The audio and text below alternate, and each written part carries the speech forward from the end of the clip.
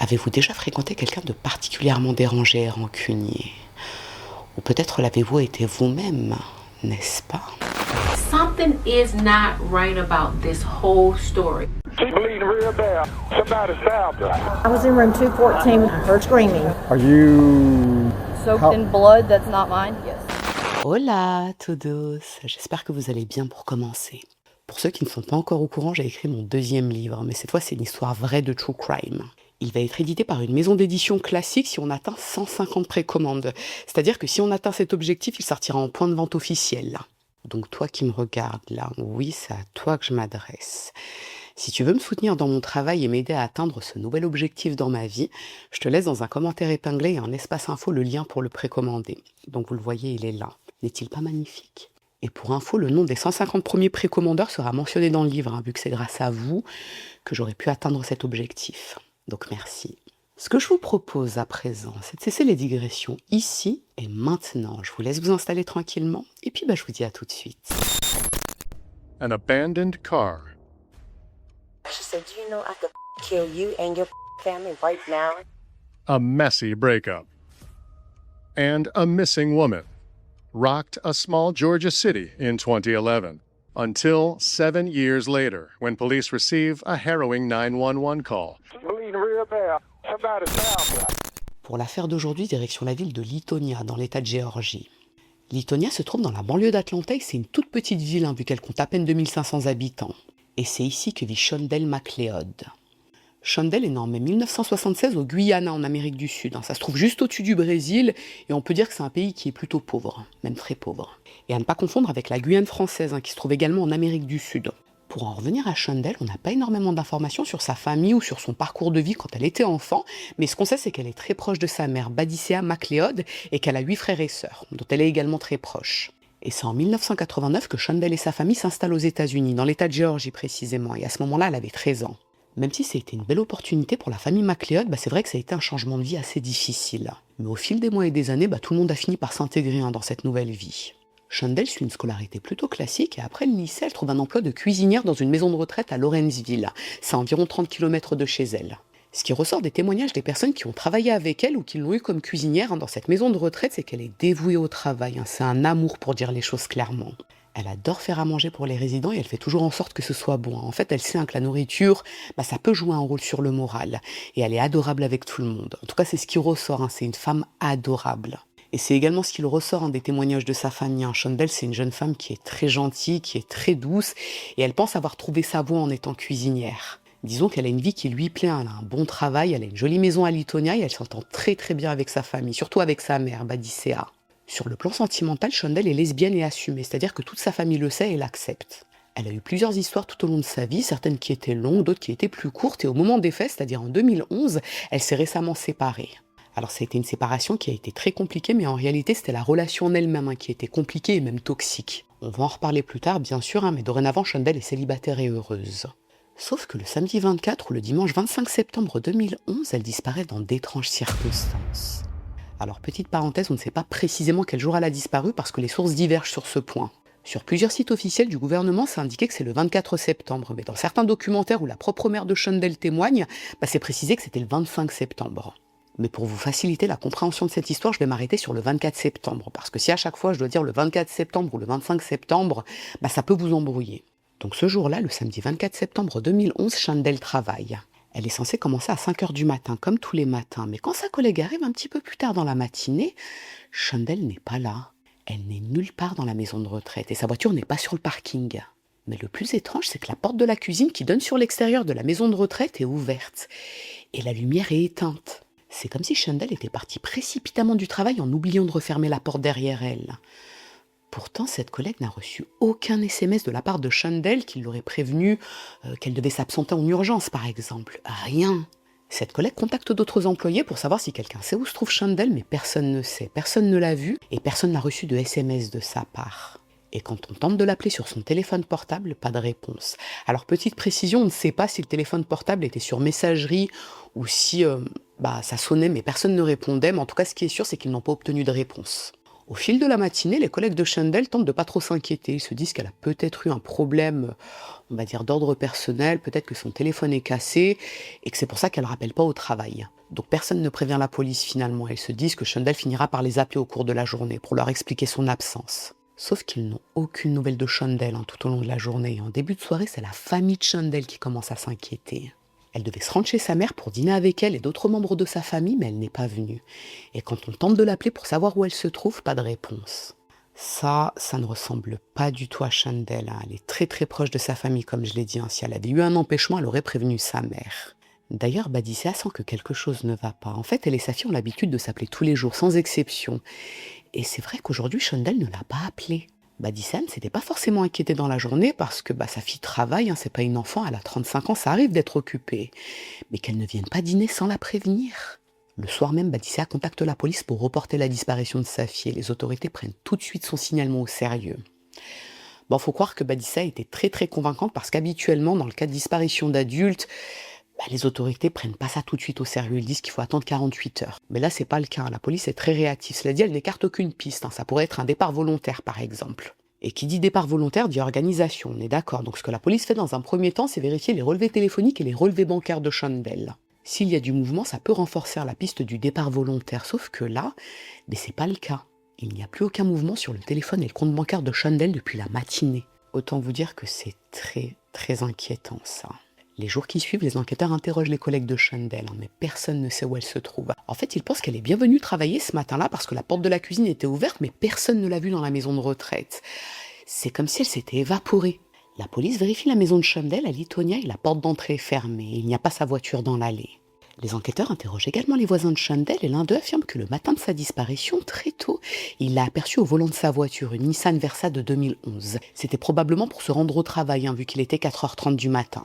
Ce que ça signifie, c'est que Chandel s'est bien rendue au travail, c'est bien elle qui a ouvert la porte de la cuisine et ensuite elle s'est évaporée. Mais comment ?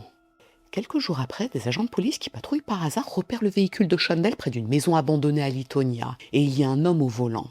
Ils savent que c'est la voiture de Chandel grâce au signalement de disparition, donc ils demandent au conducteur de s'arrêter pour faire une vérification d'identité. Cet homme s'appelle Ricky Noblesse et c'est un Afro-Américain de la trentaine. Alors on ne sait pas exactement ce qu'il se passe ce jour-là, mais apparemment les deux policiers ont eu un moment de distraction. Peut-être qu'ils étaient en fait en train de vérifier le numéro de la plaque d'immatriculation au téléphone avec leurs collègues au commissariat. Mais ce qui est sûr, c'est que ce Ricky Noblesse en profite pour prendre la fuite et les deux agents de police ne parviennent pas à le retrouver. La police diffuse aussitôt un avis de recherche, mais le problème c'est qu'on ne sait pas si c'est sa vraie identité, Ricky Noblesse. Peut-être qu'il a présenté de faux documents d'identité, peut-être qu'il a menti aux deux agents de police, mais en tout cas ce qui est sûr c'est qu'à partir de là, il devient le suspect numéro 1 dans la disparition de Chandel. Les enquêteurs essaient de déterminer s'il y a un lien entre Chandel et cet homme, mais personne dans l'entourage de Chandel n'a jamais entendu parler de cet homme, on ne l'a jamais vu. Alors oui, on pourrait se dire que Chandel avait sans doute des connaissances que sa famille ne soupçonnait pas, c'est possible. Mais le problème, c'est que ce Ricky Noblesse avait vraiment l'air d'être louche. En fait, la voiture a été retrouvée près d'une maison abandonnée. Et pour vous dire les choses concrètement, il avait une dégaine un petit peu de toxico ou de dealer. C'est pas le genre de personne que Chandel fréquente, ça. Sa famille est catégorique sur ce point. Elle n'a jamais traîné dans le milieu de la drogue. Elle ne boit pas, elle ne se drogue pas, elle ne fume même pas. Disons qu'elle fréquente uniquement des personnes comme elle, c'est-à-dire des personnes sans histoire. Et comment retrouver ce Ricky Noblesse maintenant ? Mais écoutez, on ne sait pas. Mais ce qui est sûr, c'est que les enquêteurs continuent d'interroger la famille de Chandel. Et certains membres de la famille MacLeod confient aux enquêteurs que ces derniers mois, Chandel traversait une période très compliquée. Elle venait de rompre après une relation qui avait duré 5 ans et cette rupture s'était très très mal passée avec son ex, Joyce Peltzer. Joyce est née en février 1976, probablement en Géorgie, et ses parents s'appelleraient Nelly et Ricky Peltzer. On ne sait pas exactement, mais ça n'a aucune importance en réalité. Ce qu'on sait de son parcours, c'est qu'elle a grandi à Decatur, près d'Atlanta, et elle vient d'une famille très religieuse. Sa famille est baptiste. C'est une branche du christianisme évangélique qui est très répandue aux États-Unis. Alors si je vous dis pas de bêtises, c'est très conservateur, et c'est rattaché au protestantisme. Pour en revenir à Joyce, même si elle a grandi dans un environnement très religieux, elle a eu une fille en 1993, Tiesha. Elle n'avait que 17 ans à ce moment-là et elle n'était pas mariée. Alors je ne vais pas vous mentir, on n'a pas beaucoup d'informations sur ce sujet. On ne sait pas par exemple qui est le père de son enfant et dans quelles circonstances cet enfant a été fait surtout. Est-ce que c'était une relation consentie ou est-ce que c'était un viol par exemple ? En tout cas, elle a gardé sa fille et au moment de notre histoire, en 2011, Tiesha est adulte et elle est très proche de sa mère. Mais comme elle n'a aucun rapport avec cette histoire, on la laisse de côté. Toujours est-il que malgré sa grossesse, Joyce a poursuivi ses études et après son accouchement, elle a obtenu son équivalent du baccalauréat, donc son diplôme d'accès aux études supérieures. Après ça, elle a poursuivi des études d'infirmière et elle a obtenu son diplôme sans aucune difficulté. Apparemment, Joyce avait beaucoup de facilité dans les études, elle était très douée et très intelligente. Et ce qui ressort également d'après ses proches, c'est qu'elle a toujours été une femme très charismatique. C'est un peu le genre de personne sur qui tout le monde se retourne quand elle entre dans une pièce, elle dégage quelque chose. Et ça, c'est très souvent revenu dans cette affaire, c'est une femme qui a du chien, comme on dit, et qui réussit sur le plan professionnel. Et bien sûr, comme vous l'aurez compris, Joyce est également lesbienne. Lesbienne et assumée auprès de ses proches. Alors je sais pas comment sa famille l'a pris, vu que ils sont assez conservateurs, mais en tout cas, elle se cache pas qu'elle est lesbienne. Quand elle a rencontré Shondell 5 ans plus tôt, la relation est devenue rapidement sérieuse entre les deux femmes, même s'il y avait beaucoup de tensions dans le couple. Mais en tout cas, d'après la famille de Shondell, elle était très amoureuse de Joyce. Et au cours de l'année 2011, les deux femmes ont même acheté une maison ensemble à Lithonia, la maison où vit Shondell. Alors ce que l'on sait de cette relation, d'après les proches de Shondell, c'est que ça a toujours été très, très toxique entre les deux femmes. En fait, Shondell était très amoureuse de Joyce. Les premières années de leur relation, c'était carrément la femme de sa vie. Mais elle avait fini par rompre avec elle environ 2 mois plus tôt, pour des histoires d'infidélité entre autres. En réalité, il n'y avait pas que ça. Mais disons que Joyce est ce qu'on peut appeler une coureuse de jupons. Et quand je dis coureuse de jupons, elle avait carrément des vies parallèles avec d'autres femmes. Et Shondell l'avait découvert. Alors même si ça lui avait brisé le cœur au départ, Shondell avait été catégorique avec Joyce. C'était définitivement terminé. Joyce a très très mal vécu cette séparation, elle ne l'avait pas acceptée au départ, elle avait harcelé Shondell, elle l'avait menacée, elle l'avait insultée, et Shondell avait même dû déposer plainte au mois de juillet parce que Joyce l'avait menacée avec un couteau. C'est quand même troublant qu'elle disparaisse ensuite sans laisser aucune trace, non? Le 27 septembre, 3 jours après la disparition de Shondell, les enquêteurs interrogent Joyce, et ce qu'elle leur dit, c'est qu'elle ne sait pas où se trouve Shondell, elle ne sait pas ce qui lui est arrivé, mais selon elle, rien de grave. Par le passé, Shondell lui a dit à plusieurs reprises qu'elle voulait retourner au Guyana parce que sa terre natale lui manque. Donc peut-être qu'elle est retournée là-bas, sans le dire à sa famille. Joyce explique également aux enquêteurs que même si la rupture s'était très mal passée avec Shondell, elle ne se parlait plus depuis 2 semaines, donc depuis le début du mois de septembre. La dernière fois qu'elles se sont vues, d'après elle, c'était à ce moment-là et Joyce était partie rendre des affaires à Shondell qu'elle avait pris par erreur quand elle avait déménagé de la maison. Elle lui avait rendu ses affaires en toute bienveillance et d'après elle, tout s'était bien passé. Auquel leur relation a été très toxique, auquel Joyce a trompé à de multiples reprises Shondell, auquel Shondell l'a jeté sans aucun ménagement. Mais Joyce affirme qu'elle a tourné la page depuis. Elle est même en couple dorénavant avec la femme avec qui elle trompait Shondell, Rosaline Lewis. Rosaline est née en août 1971 à la Nouvelle-Orléans en Louisiane. Elle est issue d'une famille très soudée. Sa mère s'appelle Pearl, son père Thomas et elle a une sœur Erika et 2 frères, Thomas et John. Alors on a assez peu d'informations sur sa vie avant sa rencontre avec Joyce, mais ce qu'on sait c'est qu'elle s'est installée en Géorgie en 1998 et qu'elle a fait la rencontre de Joyce dans l'état de Géorgie en 2008. On ne sait pas non plus quelles sont les circonstances de leur rencontre, mais à partir de ce moment-là, elles sont devenues amantes, alors que Joyce était en couple avec Shondell. Est-ce que Rosaline le savait ? On ne sait pas, mais c'est probable. C'est même très probable. Ce qui est sûr en tout cas, c'est que la famille de Rosaline n'a jamais apprécié Joyce. Tout le monde la trouve bizarre. Ou plutôt, ils trouvent qu'elle a une sorte de split de personnalité, c'est-à-dire qu'elle change de personnalité et de comportement en fonction de la personne qu'elle a en face d'elle. Elle va être douce et compréhensive devant certaines personnes et autoritaire et rude devant d'autres. Donc on ne sait pas vraiment c'est quoi sa véritable personnalité. Cela dit, Rosaline a toujours été très catégorique avec sa famille. C'est Joyce qu'elle aime, c'est avec elle qu'elle veut faire sa vie. Donc sa famille a fini par accepter cette relation. Et ce qu'on sait également, c'est que la relation entre les deux femmes est très sérieuse. Il est même question d'emménagement et de mariage. Bon, j'ai quand même essayé de comprendre la dynamique de couple dans tout ça. Et ce que je pense, c'est qu'effectivement, Joyce et Shondell avaient une relation officielle, puisque Joyce connaissait la famille de Shondell et que c'était un couple officiel aux yeux de tous. Et en même temps, elle avait une relation officielle avec Rosaline. Donc elle côtoyait la famille de Rosaline également. Donc ce qu'elle faisait, c'est que quand elle était chez Rosaline, elle expliquait à Shondell qu'elle était en déplacement professionnel. Et quand elle était chez Shondell, elle disait à Rosaline qu'elle était en déplacement professionnel également. Même si certains pensent que Rosaline était au courant depuis le départ que Shondell était la compagne officielle de Joyce. Et ce qu'il s'est passé, c'est que Shondell avait découvert la relation entre Rosaline et Joyce, et c'est pour ça qu'elle a quitté Joyce. Quoi qu'il en soit, 2 jours après l'interrogatoire de Joyce, elle est de nouveau convoquée par la police pour répondre à un complément d'information, notamment pour vérifier son alibi le jour de la disparition de Shondell, et cette fois elle se rend au commissariat de police avec Rosaline. Les enquêteurs lui demandent ce qu'elle a fait la journée du 24 septembre, et ce que Joyce leur raconte, c'est qu'elle est restée chez elle toute la journée. Elle n'a rien fait de spécial, elle a regardé un petit peu la télé, et elle se souvient qu'elle est sortie peut-être 1 heure, 1 heure et demie pour promener son chien. C'est tout ce qu'elle a fait, et elle peut le prouver, puisque Rosaline était avec elle toute la journée. Et Rosaline confirme son alibi à la police. Les enquêteurs lui demandent ce qu'elle a fait les jours qui ont suivi, s'il s'est passé quelque chose de particulier en rapport avec Shondell, mais là encore, Joyce explique qu'il ne s'est rien passé. Elle n'a eu aucun contact avec Shondell. Elle a travaillé comme d'habitude et elle n'a pas eu de nouvelles de son ex. Et là encore, Rosaline peut le confirmer. Alors bon, ce qui intrigue les enquêteurs quand même, c'est que Joyce a un comportement très bizarre durant cet interrogatoire. C'est-à-dire que son ex, la femme avec qui elle a passé 5 années de sa vie, a mystérieusement disparu et elle ne montre aucune émotion. Elle est ni émue, ni chamboulée. C'est comme si elle s'en tapait en réalité. On pourrait se dire que chacun réagit à sa manière dans ce type de situation, mais disons que le comportement que Joyce a eu ce jour-là a marqué les enquêteurs. Et quand je dis comportement, c'est-à-dire absence d'émotion humaine. Les enquêteurs interrogent les collègues de Joyce pour vérifier son alibi les jours qui ont suivi la disparition de Chandel, et il s'avère qu'elle leur a menti. Elle n'est pas venue travailler le lendemain de la disparition de Chandel, c'est-à-dire le 25 ou le 26 septembre. Vous avez compris que si je vous donne 2 dates différentes, c'est parce qu'on ne sait pas exactement quel jour a disparu Chandel, le 24 ou le 25 septembre. Donc Joyce n'est pas allée travailler le 25 ou le 26 septembre du coup. Ok ? Et pour info, elle est infirmière dans des structures spécialisées, donc elle gagne très très bien sa vie. Alors je ne sais pas si elle est infirmière en maison de retraite ou en clinique ou en hôpitaux, mais en tout cas, d'après ce que j'ai compris, elle est infirmière pour plusieurs structures. C'est libéral, quoi. Pour en revenir aux collègues de Joyce, d'après ce qu'ils ont raconté aux enquêteurs, la conclusion, c'est que Joyce a menti quand elle a dit que les jours qui ont suivi, elle est partie travailler. Vu que le lendemain de la disparition de Chandel, elle n'est pas partie travailler. Et les enquêteurs découvrent qu'elle n'a pas menti que sur ce point. Loin de là. Lorsqu'ils analysent les données de son téléphone portable, notamment la géolocalisation, ils se rendent compte que son téléphone n'a pas borné chez elle ou autour de chez elle le jour de la disparition de Chandel. On ne sait pas où il a borné, mais ce qui est sûr, c'est que c'était pas dans son quartier. Autrement dit, Joyce n'a pas passé la journée chez elle, contrairement à ce qu'elle avait dit aux enquêteurs. Donc elle a menti. Elle est aussitôt arrêtée, elle est mise en examen pour avoir menti sous serment. Alors je ne sais pas exactement quel est le terme, j'allais dire parjure, mais je pense pas que ce soit parjure, mais en tout cas elle est arrêtée pour un chef d'inculpation en rapport avec son mensonge, mais Rosaline de son côté n'est pas arrêtée. Si Joyce a menti, Rosaline a forcément menti, on est d'accord, puisque Rosaline avait confirmé l'alibi de Joyce aux enquêteurs.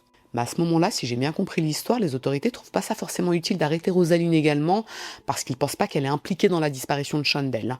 En fait, ils se disent que, dans la mesure où elle est la petite copine de Joyce, elle a menti parce que Joyce le lui a demandé. Je vous avoue que je trouve ça très bizarre que Rosaline n'a pas été arrêtée, parce que, elle a elle aussi menti, et on ne sait pas ce qu'elle a pu faire d'autre derrière, mais vous verrez que tout au long de cette histoire, les autorités n'ont pas vraiment fait le taf. Quoi qu'il en soit, Joyce est incarcérée. Et pendant ce temps, les enquêteurs continuent d'éplucher ses antécédents. Et ce qu'ils découvrent, c'est que peu de temps avant sa disparition, Chandel avait réussi à obtenir une mesure d'éloignement à l'encontre de Joyce. Souvenez-vous que Joyce harcelait Chandel, elle l'avait même menacée avec un couteau. Donc forcément, Chandel était terrifiée par Joyce. Elle s'était même procuré une arme à feu pour se protéger au cas où. Ça fait beaucoup de petites coïncidences quand même, ça. Alors la maison de Joyce a également été perquisitionnée, mais la police n'y a rien retrouvé, aucune trace biologique de Chandel et aucune preuve qui indique ou qui démontre qu'elle a fait du mal à Chandel. En même temps, on ne sait même pas ce qui est arrivé à Chandel, donc comment savoir quoi chercher? Et après ça, Joyce est relâchée et toutes les charges contre elle sont abandonnées. Disons qu'à ce moment-là, même si les enquêteurs ont une intuition, une certitude même, on n'a aucune preuve contre Joyce. Et on ne sait même pas ce qui est arrivé à Chandel, on ne sait même pas si elle est morte en réalité, même si on s'en doute. Et en ce qui concerne l'homme qui était au volant de la voiture de Chandel, Ricky Noblesse, il n'a toujours pas été retrouvé par la police. Mais à ce stade de l'enquête, les autorités ne sont même pas convaincues qu'il a impliqué dans la disparition de Chandel. En fait, ce que les enquêteurs pensent, c'est qu'il a peut-être volé cette voiture par opportunisme. Peut-être qu'elle traînait comme ça à côté d'une maison abandonnée ou sur une route déserte et il l'a prise. D'ailleurs, quelques jours après, la voiture de Chandel est retrouvée au sud de la ville d'Atlanta. Elle a été abandonnée là, sans doute par ce fameux Ricky Noblesse.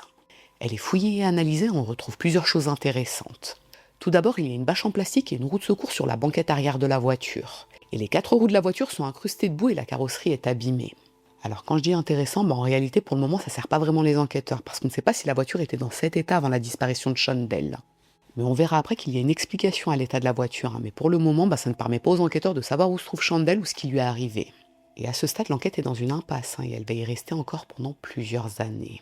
Now it's time for someone to step forward and clear their conscience. If you know anything about Shondell McLeod's disappearance, call Crime Stoppers of Atlanta at 1-404-577-8477. Let's prove to this suspect that we are watching. Joyce, de son côté, poursuit sa vie aux côtés de Rosaline. Les deux femmes emménagent ensemble et elles finissent par se marier en juin 2016. Vu de l'extérieur, c'est un couple qui fonctionne très bien. En tout cas, les deux femmes ont l'air très amoureuses l'une de l'autre. Sauf que Joyce a ses petits démons. Les jupons. J'ai voulu faire une rime. Et vous verrez que ce sont finalement les démons de Joyce qui vont permettre de relancer l'enquête. En septembre 2016, 3 mois à peine après leur mariage, Joyce commence à flirter sur Facebook avec une femme du nom de Cathy Long. On ne sait pas précisément comment ça a démarré, mais apparemment Cathy venait de rejoindre un groupe Facebook pour célibataires dans lequel il y avait Joyce justement. De fil en aiguille, les deux femmes ont sympathisé, puis elles ont commencé à flirter. Cathy a la quarantaine, elle est mère célibataire et elle vit avec sa fille à Largo en Floride. C'est un état qui est collé à la Géorgie. Alors même si la Floride et la Géorgie sont deux états qui sont collés, en réalité les deux femmes sont très loin l'une de l'autre. Elles sont à plusieurs heures de route l'une de l'autre. Au moment où Cathy fait la connaissance de Joyce sur Facebook, elle ne cherche pas nécessairement à fréquenter quelqu'un. Elle est aide-soignante, elle est mère célibataire, donc elle n'a pas forcément le temps. Disons qu'elle a rejoint ce groupe de célibataires pour se changer les idées, mais le feeling passe vraiment bien avec Joyce. Et puis elle est très flatteuse, très mielleuse avec elle. Elle lui dit qu'elle est belle, elle est drôle. C'est une femme courageuse qui travaille et qui s'occupe de sa vie seule. Comment résister à tant de compliments ? Et puis les deux femmes ont beaucoup de points communs en réalité. Elles travaillent toutes les deux dans le domaine de la santé et elles ont toutes les deux une fille. Ça rapproche. Alors au départ, la tromperie est uniquement virtuelle à cause de la distance, mais le mois suivant, donc au mois d'octobre, Joyce et Cathy décident de se rencontrer en vrai. Et pour info, Cathy n'est pas au courant que Joyce est mariée et qu'elle vit avec sa compagne. Ce que Joyce propose à Cathy, c'est de l'accueillir dans un hôtel à Atlanta pour se rencontrer. Et quand Cathy demande à Joyce pourquoi elle ne peut pas venir chez elle, Joyce lui répond qu'elle a de la famille à la maison. Elle ne peut pas ramener n'importe qui. Et Cathy la croit. Durant ce week-end d'octobre à Atlanta, les deux femmes se rencontrent et tout se passe bien. Elles consomment leur relation, comme on dit. Et c'est pendant ce week-end que Joyce avoue finalement à Cathy qu'elle est mariée, mais séparée. Bon, on sait que c'est pas vrai, hein. Les deux femmes se sont mariées 3 mois plus tôt. C'est complètement faux ce qu'elle raconte à Cathy. Et ce qu'elle lui dit, c'est qu'elle vit toujours avec Rosaline le temps de finaliser la procédure de divorce. Elle lui dit même que Rosaline a déjà rencontré quelqu'un pour refaire sa vie, hein. Donc la séparation est actée entre elles. Et Cathy y croit. En même temps, pourquoi ne pas y croire ? Cathy a l'impression d'avoir rencontré la perle rare. Joyce est adorable avec elle. Elle la ramène manger à l'extérieur, elle la couvre de cadeaux et elle lui dit qu'elle n'a jamais rencontré quelqu'un comme elle. Joyce est rodée avec l'infidélité. Elle sait comment s'y prendre, hein, comme je vous l'ai dit. Et n'oubliez pas qu'elle trompait déjà Shondell avec Rosaline à l'époque. Et la question qu'on peut se poser, la question qui est légitime, hein, c'est si Rosaline est au courant que Joyce la trompe. Mais écoutez, elle s'en doute. Joyce passe son temps à lui mentir sur l'endroit où elle se trouve. Un coup, elle lui dit qu'elle est avec des amis, ensuite qu'elle est au travail ou avec de la famille. Elle s'en mêle les pinceaux. Et Rosaline n'est pas stupide. Elle sait très bien que Joyce n'est pas quelqu'un de fidèle, hein. Elle a elle-même été sa maîtresse par le passé, pendant très longtemps. Après le week-end du mois d'octobre à Atlanta, Cathy retourne chez elle à Largo et Rosaline confronte Joyce. Elle veut savoir si elle la trompe, même si elle sait que c'est le cas. Et étonnamment, Joyce passe aux aveux. Et c'est bien la première fois que Joyce assume ce qu'elle a fait. Ce qu'elle dit à Rosaline, c'est qu'elle est désolée, c'est vrai, elle l'a trompée, mais c'était une aventure sans importance, elle n'a pas vraiment réfléchi aux conséquences, elle est terriblement désolée. Elle promet à Rosaline qu'elle va couper les ponts avec sa maîtresse, avec Cathy, et Rosaline lui pardonne.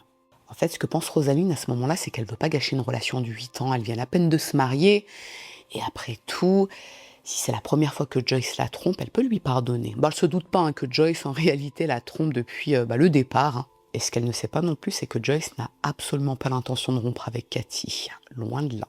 À la fin de ce week-end, Joyce recontacte Cathy et elle lui dit qu'elle a passé un merveilleux week-end avec elle. Et elle aimerait bien entamer une relation à distance avec elle, vu qu'elles sont à 8 heures l'une de l'autre. Et c'est ce qu'elles font les semaines qui suivent. Cathy est convaincue qu'elle est dans une relation exclusive avec Joyce, et Rosaline est convaincue que Joyce est dorénavant fidèle avec elle. Quand Joyce veut rejoindre Cathy en Floride, elle raconte à Rosaline qu'elle a un truc à régler pour le travail, elle sera en déplacement. Et Rosaline la croit. Elle commence à mener une double vie concrètement et Cathy tombe très vite amoureuse d'elle. C'est la femme parfaite avec elle, Joyce. Mais vraiment, elle est hyper prévenante, elle est galante, elle est passionnée même. Et surtout, elle a l'air vraiment sensible, cette Joyce. Un soir, au cours du mois de décembre, Joyce confie à Cathy qu'elle a fréquenté une femme par le passé qui a mystérieusement disparu, sans laisser aucune trace. Ce qu'elle raconte à Cathy, c'est que ça l'avait beaucoup affectée par le passé. En fait, elle lui dit qu'elle avait eu une relation un petit peu houleuse avec cette femme, donc son ex. Elle s'était séparée dans des conditions, on va dire, un petit peu compliquées. Et depuis, elle n'a plus jamais eu de nouvelles. Vous l'avez compris, mais si je dois vous le préciser, Joyce est en train de parler de Shondell à Cathy. Cathy a vraiment l'impression que Joyce est chamboulée quand elle lui raconte ça. Elle a même les larmes aux yeux. Mais Cathy ne lui pose aucune question. En fait, elle se dit que Joyce a peut-être besoin de se vider le cœur. Parce que c'est une femme sensible, n'est-ce pas ? Sauf que quelques jours après, Cathy repense à cette histoire, ça lui trotte dans la tête. C'est pas commun ça comme histoire. Elle aimerait bien en reparler à Joyce, lui poser des questions pour avoir un petit peu plus de détails, mais elle n'ose pas, parce qu'elle se dit que Joyce avait l'air tellement chamboulée que si elle lui reparle de cette histoire, ça peut la blesser. Donc Cathy décide de faire ses propres recherches. Joyce lui avait dit que son ex s'appelle Shondell, c'est pas un prénom très répandu ça. Cathy le tape sur internet, Shondell disparition, et elle tombe tout de suite sur plusieurs articles. Alors dans certains articles, il est question d'un suspect, un dénommé Ricky Noblesse. Vous vous souvenez de Ricky Noblesse, l'homme qui avait la voiture de Shondell. Mais dans d'autres articles, il est indiqué que Ricky Noblesse n'est plus suspect dans la disparition de Shondell. Une disparition qui est dorénavant considérée comme un meurtre par les autorités. Les agents de police interrogés par la presse précisent que la personne qui a enlevé et tué Shondell était quelqu'un de très proche d'elle, quelqu'un qui connaissait ses habitudes. Une ex-petite amie, par exemple. Quand Cathy lit ça, forcément elle pense à Joyce, surtout que Joyce lui avait dit qu'elle et Shondell s'étaient séparés en de très mauvais termes. Mais en même temps, elle avait sincèrement l'air bouleversée quand elle lui a parlé de cette histoire. Et elle est tellement parfaite avec elle, comment est-ce qu'elle pourrait être impliquée dans la disparition de son ex ? Les jours qui suivent, Cathy essaie de reparler de ça avec Joyce, mais elle voit très vite que ça l'agace. En fait, elle veut pas répondre à ses questions et elle veut pas reparler de ça. Donc Cathy finit par abandonner. Et puis ce qu'elle se dit aussi, c'est que si Joyce avait vraiment quelque chose à voir avec la disparition de Shondell, elle ne lui aurait pas parlé de Shondell. Logique. Les semaines et les mois qui suivent, les deux femmes continuent de se fréquenter, toujours à distance, mais en août 2017, Cathy apprend par l'intermédiaire d'un proche de Joyce qu'elle lui a menti. Elle n'a jamais été en instance de divorce avec Rosaline, elles ne sont même pas séparées en réalité. Cathy fréquente Joyce depuis 10 mois environ, mais en fait elle est sa maîtresse depuis le départ. Mais malgré ça, Cathy reste avec Joyce. Alors je ne sais pas si elle l'a confrontée ou si elle a fait comme si de rien n'était. Je ne sais pas, à ce moment-là, elle était peut-être trop amoureuse ou effrayée, ou les deux. Pourquoi effrayée, me direz-vous ? Eh bien en fait, depuis plusieurs mois, la relation s'est fortement dégradée entre les deux femmes. Disons que c'est venu progressivement. Au départ, Joyce pouvait s'énerver pour rien et après elle s'excusait auprès de Cathy. Elle pouvait l'insulter, mais vraiment pour des trucs complètement futiles. Et après elle s'excusait auprès de Cathy. Et parfois, il lui arrive également de la menacer si elle la quitte. Et au fur et à mesure, c'est de pire en pire. Pour vous donner un exemple, au mois de septembre, Cathy vient passer le week-end à Atlanta avec Joyce. À un moment donné, Joyce est sous la douche et Cathy se lève et se prépare pour aller faire quelques courses. Mais elle n'a pas le temps de poser sa main sur la porte d'entrée que Joyce surgit de nulle part avec un couteau à la main et elle la menace avec le couteau si elle sort de l'appartement. C'est une scène complètement flippante et complètement loufoque. Joyce reproche à Cathy de ne pas lui avoir demandé l'autorisation avant de sortir. Et après ça, après quelques secondes, elle se calme et elle demande pardon à Cathy. Autant vous dire que ce jour-là, Cathy a été terrifiée. Elle pensait vraiment que Joyce allait la poignarder. Et c'est à partir de ce moment que Cathy a l'intime conviction que Joyce est effectivement impliquée dans la disparition de Shondell. Cathy savait déjà que Joyce avait été suspectée par les enquêteurs à l'époque. En lisant les articles, il était clairement fait mention d'une ex qui était suspectée par les autorités. Et là, elle se rend compte que Joyce est également capable d'être violente avec un couteau. Et si elle la poignarde la prochaine fois ? Et pourtant, malgré ça, Cathy reste avec Joyce. Alors si j'ai bien compris son état d'esprit, d'un côté elle était encore amoureuse de Joyce, mais c'est surtout qu'elle avait peur qu'elle lui fasse du mal si elle la quitte. Et elle va vite comprendre que ses craintes sont fondées. Quelques semaines après, au mois de décembre, Joyce appelle Cathy et elle lui dit qu'elle a quelque chose de très important à lui confier. C'est bien elle qui a fait disparaître Shondell en 2011. Alors on ne sait pas vraiment pourquoi Joyce lui fait cette confidence, il y a un contexte, un cheminement, on n'en sait rien du tout, mais ce qui est sûr c'est qu'elle lui dit que c'est bien elle qui a tué Shondell. Est-ce qu'on en doutait encore ? Non. Est-ce que Cathy est surprise ? Pas vraiment. Pendant cette conversation, Joyce ne lui dit pas où se trouve le corps de Shondell, elle lui dit simplement pour quelle raison elle l'a tué, mais on en reparlera plus en détail après. Et ce qu'elle lui dit également, c'est que si un jour elle est arrêtée par la police pour ce meurtre, elle préférera se donner la mort plutôt que d'aller en prison. Alors même si Cathy est choquée par ses confidences et qu'elle a très peur de Joyce, elle ne prévient pas la police. Pas tout de suite. En fait, ce qu'elle se dit sur le coup, c'est que, à part ses confidences, il n'y a pas vraiment de preuves. Donc ça va servir à rien. Si Joyce a arrêté et que finalement il n'y a pas suffisamment de preuves pour la juger, elle sera relâchée. Elle voudra se venger sur elle. Et peut-être même qu'elle voudra s'en prendre à sa fille. Elle se dit que le mieux à faire pour ne pas mettre sa vie en danger, c'est de la ghoster progressivement. C'est-à-dire prendre des distances sans la quitter pour ne pas l'énerver. Et qu'en est-il de Rosaline dans tout ça ? Parce qu'on n'en a pas beaucoup parlé, n'est-ce pas ? Vous vous souvenez que Rosaline avait découvert l'infidélité de Joyce et elle avait accepté de lui pardonner. Sauf qu'au fil des semaines et des mois, elle a compris que Joyce continuait de la tromper. Que ce soit avec Cathy ou avec d'autres femmes. Et au-delà des tromperies, Rosaline a surtout compris que Joyce est complètement instable psychologiquement. Elle se montre très souvent violente verbalement avec elle, pour rien, et elle reparle ensuite normalement, comme si de rien n'était. C'est comme si elle avait des dédoublements de la personnalité. Disons que Rosaline ne s'attendait pas à ce que son mariage s'effondre aussi rapidement, mais là, force est de constater qu'il n'y a plus rien à sauver. Joyce mène une double vie avec Cathy, sans vraiment se cacher devant Rosaline, donc elle ne la respecte absolument pas, et à côté de ça, elle lui parle très très mal. Au début de l'année 2018, Rosaline annonce à Joyce qu'elle veut divorcer, et sa décision est irrévocable. Est-ce que je dois vous préciser que Joyce pète un câble ? Alors au départ, elle essaie de convaincre Rosaline de ne pas partir, elle lui demande pardon, elle lui dit qu'elle ne la trompera plus, et quand elle voit que Rosaline est catégorique, elle l'insulte et elle la menace, comme elle l'avait fait avec Shondell. Après ça, Rosaline prend ses affaires et elle retourne auprès de sa famille à la Nouvelle-Orléans, notamment auprès de son père parce qu'il est mourant à ce moment-là. Alors j'ai trouvé que ce point était assez important parce que, vous savez, pour ceux qui se posent la question de l'implication de Rosaline dans le meurtre de Shondell, parce que voilà, spoiler alerte, Shondell a été assassiné, je pense que vous l'avez compris, on peut se dire que si Rosaline avait vraiment été impliquée dans le meurtre de Shondell, elle aurait fait en sorte de quitter Joyce avec un petit peu plus de délicatesse, non? Pour éviter de s'attirer ses foudres. Là, vu la manière dont elle quitte Joyce, c'est-à-dire sans aucun ménagement, on peut supposer qu'elle n'était pas au courant que c'est bien Joyce qui a tué Shondell. Après, ça ne reste qu'une supposition, mais ce qui est sûr, c'est que Rosaline quitte définitivement la Géorgie et elle entame une procédure de divorce. Cathy, de son côté, continue de voir Joyce par intermittence. Comme je vous l'ai dit, elle veut laisser mourir la relation. En tout cas, c'est pas très clair. Je vous avoue que j'ai pas trouvé ce passage, en tout cas les explications de Cathy très claires, parce qu'elle essaie de ghoster Joyce, mais les semaines et les mois qui suivent, elle la voit très très régulièrement. Après, on peut se dire qu'elle se force à la voir parce qu'elle est vraiment terrifiée par elle, mais entre nous, elles sont à 8 heures de route l'une de l'autre, donc je pense qu'elle était quand même très attachée à elle. Je pense que c'est ça l'explication, c'est qu'elle était vraiment très très attachée à Joyce, elle était peut-être très amoureuse et elle n'ose pas dire la vérité, à savoir qu'elle continuait de la voir même si elle la soupçonnait d'avoir tué Shondell parce qu'elle était amoureuse d'elle. Encore une fois, ça reste une supposition, je ne lis dans la tête de personne. Quelques mois après, au mois d'août, Cathy reçoit l'appel d'un enquêteur de police, Henry Guest. C'est l'enquêteur qui est chargé de l'affaire sur la disparition de Shondell. Et il n'a jamais arrêté d'enquêter sur Joyce, parce qu'il est convaincu qu'elle est derrière cette disparition. Comme nous tous.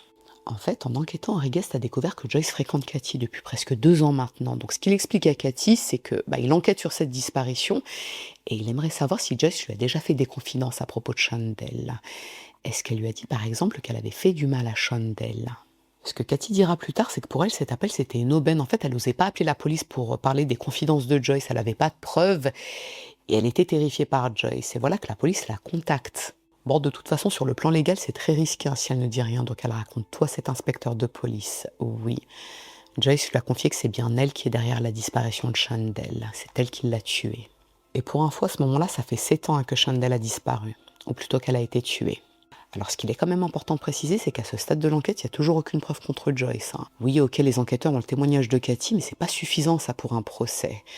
Sachant que la défense pourrait très bien arguer que Cathy veut se venger de Joyce, parce que les 2 femmes se sont fréquentées. Les déclarations de Cathy confortent surtout la thèse de l'enquêteur Henry Guest. Depuis le départ, il était convaincu que c'était bien Joyce qui avait fait du mal à Shondell, donc là il en a la certitude, mais il n'a pas encore de preuves. Ce que demande l'enquêteur Guest à Cathy, c'est d'enregistrer toutes les conversations qu'elle aura avec Joyce à partir d'aujourd'hui, au cas où elle lui reparlerait de Shondell. Cathy accepte et justement le 17 août, donc quelques jours après, Joyce l'appelle. Cathy enregistre l'appel et durant cette conversation, Joyce lui explique qu'elle vient de prendre la route pour se rendre à la Nouvelle-Orléans. Pour faire quoi, à votre avis ? Eh bien, Joyce confie à Cathy qu'elle compte tuer Rosaline. Cette conversation est délirante. Elle lui explique qu'elle va tendre un piège à Rosaline, elle va la tirer dans une chambre d'hôtel, et une fois que Rosaline sera rentrée dans la chambre d'hôtel, elle va lui tirer dessus. Elle va la tuer. Cathy lui demande pourquoi. Pourquoi est-ce qu'elle veut tuer Rosaline ? Eh bien, la réponse de Joyce, c'est qu'elle veut piéger Rosaline. Le but de Joyce, c'est de faire disparaître le corps de Rosaline, et ensuite d'appeler la police pour leur dire que c'est bien Rosaline qui a tué Shondell en 2011. Elle dira que Rosaline a tué Shondell parce qu'elle était jalouse d'elle. Si Rosaline disparaît, vu qu'elle est morte, elle ne pourra pas se défendre devant la police. Et Joyce sera enfin mise hors de cause. Bon, c'est un plan qui n'a ni queue ni tête, mais c'est le plan de Joyce, et c'est bien enregistré. Quand Cathy raccroche, elle contacte directement Rosaline sur Facebook pour la prévenir.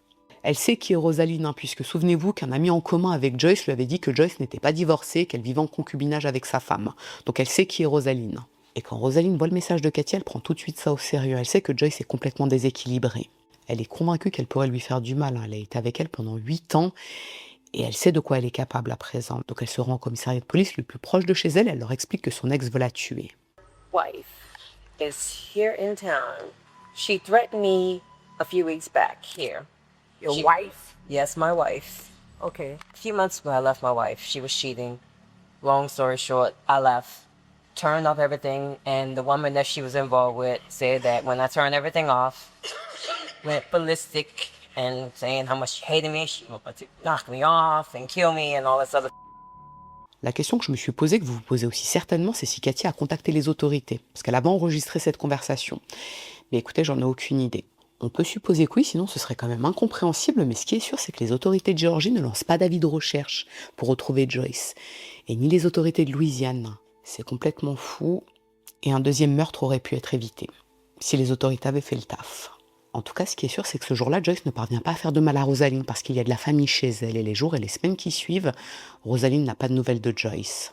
Et les autorités ne l'interpellent pas. C'est comme si elle était intouchable. Bon, après, ce qu'il faut garder en tête pour tenter d'expliquer l'inexplicable, c'est que Joyce voyage beaucoup par le biais de son travail. Et il n'y a toujours aucune preuve de son implication dans la disparition de Shondell. Donc ceci pourrait expliquer cela. Au mois d'octobre, donc plusieurs mois après, Joyce contacte Cathy et elle lui annonce qu'elle s'est finalement réconciliée avec Rosaline. Ce qu'elle lui dit, c'est qu'elle et Rosaline veulent prendre un nouveau départ dans la vie, elles s'aiment toujours. Donc voilà, elles préfèrent tenter de sauver leur mariage.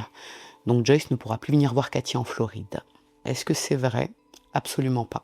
En fait, on n'a aucune preuve que les deux femmes se sont remises ensemble, donc ce qu'on peut supposer, c'est que soit Joyce a menti à Cathy pour la rendre jalouse, ce qui n'aurait pas de sens dans le fond, soit parce qu'elle voulait la quitter, donc elle cherchait une raison pour la quitter, à savoir je me suis remise avec ma femme, donc on pourra plus se voir, ou alors, dans sa folie, elle pensait sincèrement qu'elle pourrait se réconcilier avec Rosaline. Quelle que soit la vérité, c'est un énorme soulagement pour Cathy, d'après ce qu'elle racontera plus tard, parce qu'elle est débarrassée de Joyce, sans avoir pris le risque de la mettre en colère. À partir de là, les deux femmes coupent complètement les ponts. Et du côté de l'enquête, c'est toujours l'impasse. Les autorités estiment que les aveux que Joyce a fait à Cathy par téléphone, c'est pas suffisant. Disons qu'elle ne dit pas clairement ce qu'elle a fait à Shondell ou l'endroit où se trouve son corps, donc les autorités ont besoin de plus d'éléments. Et ils ne vont pas tarder à en avoir. 2 mois après, le 10 décembre 2018, un employé de l'hôtel M6 à Conyers en Géorgie contacte la police vers 10h du matin. Et ce qu'il raconte à l'opérateur du 911, c'est qu'il vient d'entendre 2 femmes se disputer violemment dans une chambre du motel, la chambre numéro 114. Ce qu'il raconte, c'est que ça n'avait pas l'air d'être une dispute banale entre 2 personnes. Vous savez, quand 2 personnes se crient dessus. Non, ça avait l'air d'être quelque chose de beaucoup plus violent. Il a l'impression que l'une des 2 femmes était en train de s'en prendre physiquement à l'autre, soit en la frappant, soit en la poignardant carrément. Et pendant qu'il est en ligne avec le 911, cet employé voit une Afro-Américaine sortir de la chambre en question. Elle monte dans sa voiture, une Nissan, et elle prend la fuite. Et je pense que vous avez compris de qui il s'agit, n'est-ce pas? Des agents de police se rendent immédiatement sur place, ils rentrent dans la chambre 114 et ils découvrent une femme allongée au sol. Elle est recouverte de sang, on dirait qu'elle a été poignardée à plusieurs reprises, mais elle est toujours vivante et consciente. C'est Rosaline. Les agents de police lui demandent qui l'a agressée, qui l'a poignardée, et là Rosaline leur dit que c'est Joyce. Et après ça, elle perd connaissance. Who did this? Who? Une ambulance se rend également sur place, Rosaline est transportée à l'hôpital, mais même si elle n'avait pas eu le temps de désigner Joyce, entre nous, ça aurait pas été compliqué de remonter à elle, puisque la chambre d'hôtel a été louée à son nom, et on a retrouvé son chien devant la chambre de l'hôtel, le chien de Joyce. Les agents de police ont également trouvé des vêtements à Joyce dans la chambre d'hôtel. Donc, quoi qu'il en soit, on serait remonté à elle. Les autorités émettent aussitôt un mandat d'arrêt contre elle, et quelques heures après, Rosaline décède à l'hôpital. Elle avait reçu 34 coups de couteau, donc honnêtement, elle avait peu de chances de s'en sortir. Dans la mesure où Joyce est considérée comme particulièrement dangereuse à ce stade, les autorités vérifient la géolocalisation de son téléphone portable. Et ils voient qu'elle est en direction du sud de l'État. Il y a quoi dans le sud après la Géorgie? Eh bien la Floride, là où vit Cathy. D'ailleurs, sur la route, elle tente d'appeler Cathy à 25 reprises, mais Cathy ne lui répond pas. Et pour info, à ce moment-là, elle ne sait pas encore qu'elle a assassiné Rosaline. La question que beaucoup de gens se sont posées après coup, c'est si elle comptait se rendre en Floride pour tuer Cathy également. Ou est-ce qu'elle pensait que Cathy l'aiderait à se cacher ou à s'enfuir? Écoutez, on ne saura jamais. Quelques heures après, vers 15h, son véhicule est finalement repéré par une voiture de police sur l'autoroute 75, côté Géorgie. Les agents de police lui font signe de s'arrêter sur la bande d'arrêt d'urgence, mais au lieu d'obtempérer, Joyce tente de prendre la fuite. La voiture de police est obligée de percuter son véhicule pour l'arrêter. Alors c'est très dangereux comme manœuvre, surtout qu'on est en plein milieu d'après-midi, mais Joyce est considérée comme extrêmement dangereuse, comme je vous l'ai dit. Quand son véhicule s'arrête, elle attrape une arme qui se trouve dans sa voiture et elle la pointe en direction des agents de police, mais elle n'attend de tirer qu'une seule fois dans leur direction, sans blesser personne. Les 2 policiers lui tirent dessus à plusieurs reprises et elle s'effondre. Alors en fonction des sources, elle a reçu 2 balles dans la tête et en fonction d'autres sources, elle a reçu 2 balles dans le cou. Mais elle ne meurt pas. Increvable la Joyce. L'un des agents de police lui prodigue les premiers soins et elle est héliportée dans la ville de Cordell, puis elle est transportée à l'hôpital. Le but c'est qu'elle survive pour être jugée, d'où tous ses moyens déployés. Même si son état est grave, elle est vivante. Et elle s'en sort. Et on peut supposer qu'elle cherchait à être tuée par la police. Vous savez, quand elle a sorti son arme, parce que souvenez-vous qu'elle avait dit à Cathy que si elle devait être arrêtée par la police, elle préférait mourir plutôt que d'aller en prison. Donc c'était une sorte de suicide. par proxy. Et vu que Joyce s'en est sortie et qu'elle va devoir répondre de ses actes, pourquoi ne pas jouer la carte de l'amnésie? Une dizaine de jours plus tard, quand Joyce sort du coma, des enquêteurs se rendent à l'hôpital pour l'interroger. Elle leur affirme qu'elle ne comprend pas ce qui lui est arrivé. Et ce qu'elle fait à l'hôpital, elle n'a plus aucun souvenir. Et oui, c'est pratique, n'est-ce pas? Do I sound normal? Yeah, I think so. Sound like a robot.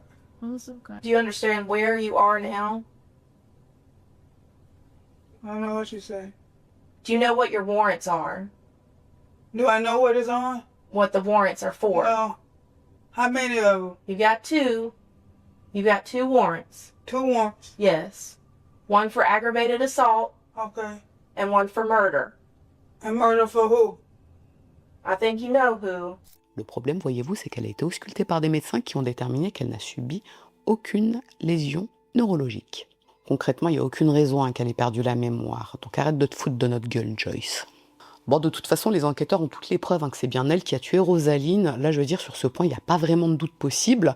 Mais c'est simplement qu'ils aimeraient comprendre les circonstances. Ils ont interrogé l'entourage de Rosaline et ce que sa sœur Erika leur a raconté, c'est que le jour de son meurtre, donc le 10 décembre, elle avait expliqué à sa famille qu'elle rejoignait Joyce au motel 6 pour finaliser la procédure de divorce.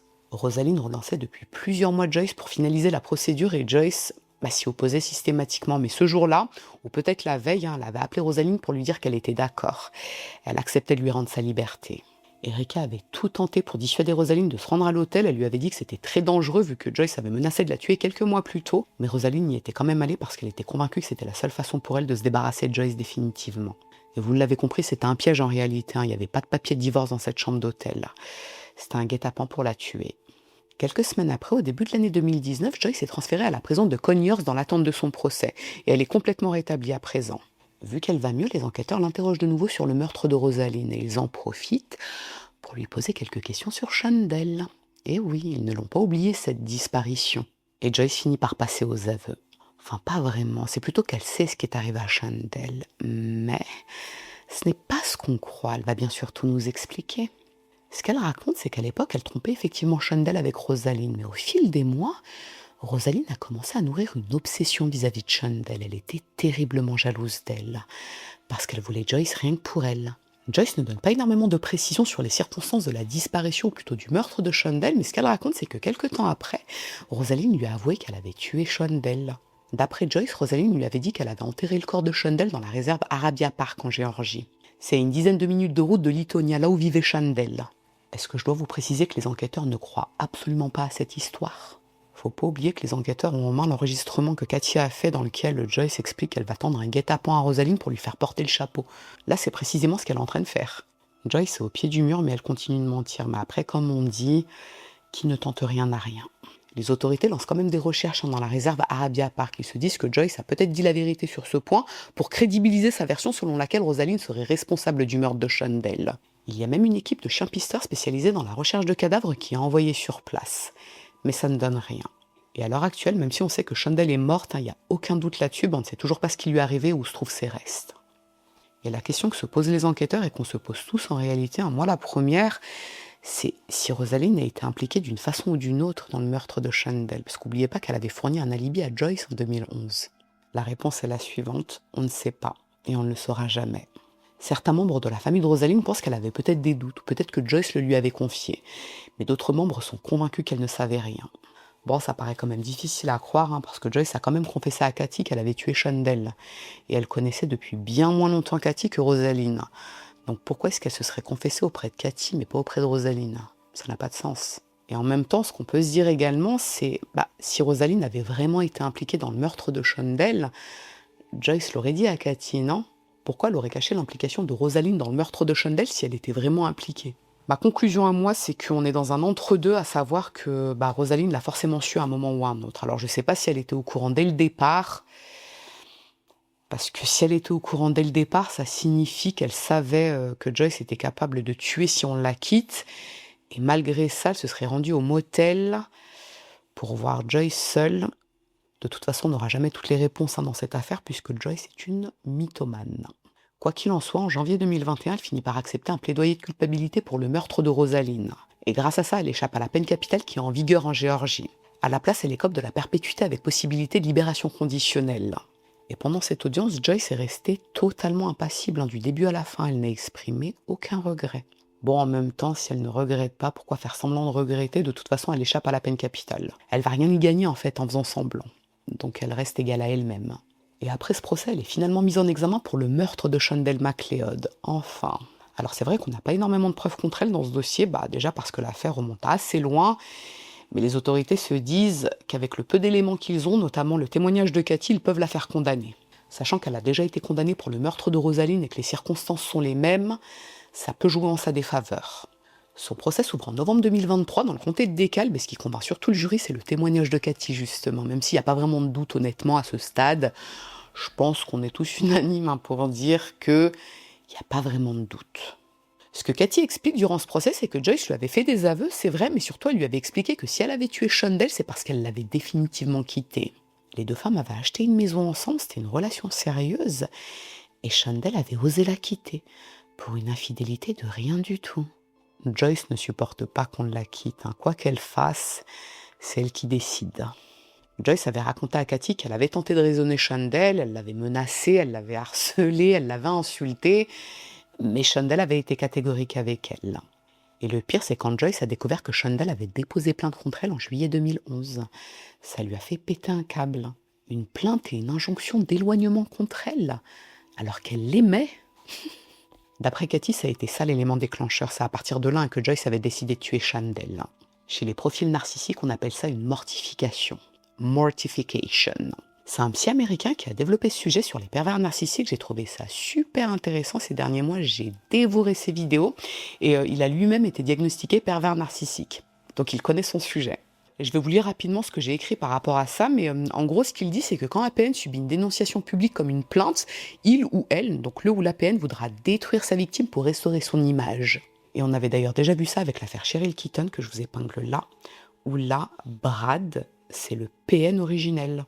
Et n'oubliez pas que si on atteint 150 précommandes avec le livre que je vous ai épinglé en espace info et dans un commentaire épinglé, mon livre sortira en point de vente officiel. Les gars, vous verrez ma grosse tête à la FNAC. Pour en revenir à Joyce, dans son esprit, elle devait impérativement éliminer la menace que représentait Shondell pour restaurer son image, son faux self. Et dans ce type d'affaires et avec ce type de profil, le meurtre est toujours prémédité, c'est systématiquement un assassinat. Pour en revenir à Cathy et aux aveux que Joyce lui a fait, le reste de l'histoire est assez flou en réalité. Apparemment, Joyce lui a dit qu'elle a fait appel au service d'un tueur à gages pour éliminer Shondell. Et quand je dis tueur à gages, imaginez pas un mec en costard cravate arriver avec un silencieux, non, c'était sans doute un dealer de quartier. Toujours d'après Cathy, selon les aveux que Joyce lui a fait, le matin du 24 septembre, cet homme a enlevé Shondell dans des circonstances qu'on ne connaît pas. Il l'a emmené dans un endroit, on ne sait pas où, et il l'a gardé en captivité pendant plusieurs jours. Après ça, Joyce lui a demandé de la rejoindre dans une forêt dans le nord de l'État avec Shondell, qui était toujours en vie à ce moment-là. Et là, Joyce lui a mis des coups de taser, puis elle et le tueur à gages l'ont enterrée vivante dans cette forêt.